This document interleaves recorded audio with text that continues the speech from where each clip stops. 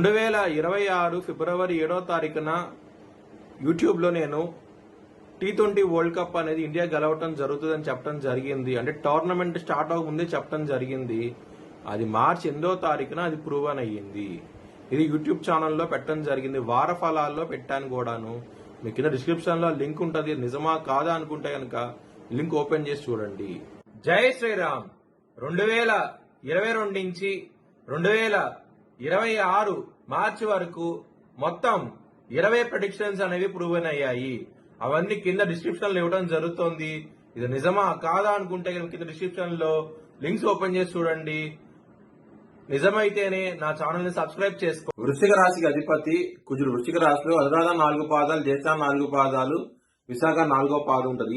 ఈ నక్షత్రం వాళ్ళకి నేను చెప్పే వార ఫలితాలు వర్తిస్తాయి. ఈ వారంలో ఇక్కడ కుజుడు పంచమ స్థానం నుంచి 6వ స్థానానికి వస్తున్నారు మే 11వ తారీఖు నుంచి. రవి బుధులు 6వ స్థానం నుంచి 7వ స్థానానికి వస్తున్నారు మే 15వ తారీఖు నుంచి. 7వ స్థానం ఉన్న శుక్రుడు 8వ స్థానానికి వెళ్తున్నారు మే 15వ తారీఖు నుంచి. ఈ విధంగా ఉండబోతున్నాయి. ఈ గ్రహాలు మారబోతున్నాయి ఈ వారంలో. వృశ్చిక రాశి వారికి శుక్రుడు మాత్రమే యోగిస్తున్నారు. మిగతా గ్రహాలు వ్యతిరేకత ఫలితాలు ఉన్నాయి. నవధాన్యాలు బ్రాహ్మణుడు దానం చేయండి, నవగ్రహ టెంపుల్ కి వెళ్ళండి, మంచి ఫలితాలు ఉండే అవకాశం ఉంటది ఈ వారంలో.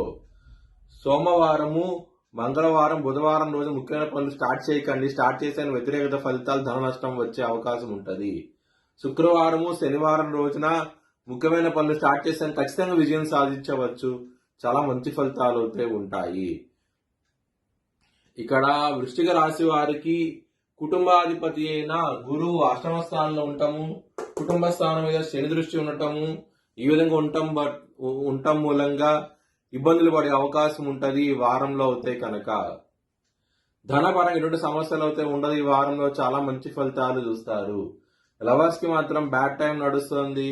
పంచమ స్థానంలో శని ఉన్నారు. పంచమాధిపతి 8వ స్థానంలో ఉన్నారు. ఈ విధంగా రాశి ఉన్నది కాబట్టి ఇబ్బందులు ఎక్కువగా ఉంటాయి ఈ వారంలో అవుతాయి కనుక. బిజినెస్ పరంగా మాత్రం బ్యాడ్ టైం నడుస్తుంది. శత్రువులు అనే వాళ్ళు చాలా తక్కువగా ఉంటారు ఈ వారంలో అవుతాయి కనుక. మ్యారేజ్ పరంగా మే 14 నుంచి బ్యాడ్ టైం స్టార్ట్ అవుతుంది. మీకు కొంచెం జాగ్రత్తగా ఉండండి. సప్తమాధిపతి 8వ స్థానంలోకి వెళ్ళినప్పుడు ఇబ్బందులు ఉంటాయి. మ్యారేజ్ పరంగా సమస్యలు ఉండే అవకాశం ఉంటది. వృత్తి పరంగా చాలా బాగుంటది. 14వ తారీఖు నుంచి దశమాధిపతి అయిన సూర్యుడు 6వ స్థానం నుంచి 7వ స్థానానికి వస్తూ ఉంటారు 15వ తారీఖు నుంచి. దాని మూలంగా మంచి ఫలితాలు ఉండే అవకాశం ఉంది. వృత్తి పరంగా మాత్రం చాలా చాలా ఆనందంగా అవుతూ ఉంటారు. మీ భవిష్యత్ వివరాల కోసమై హెచ్ఎల్ఎన్ జ్యోతిష్యాన్ని సంప్రదించండి. Please like, share and subscribe my channel.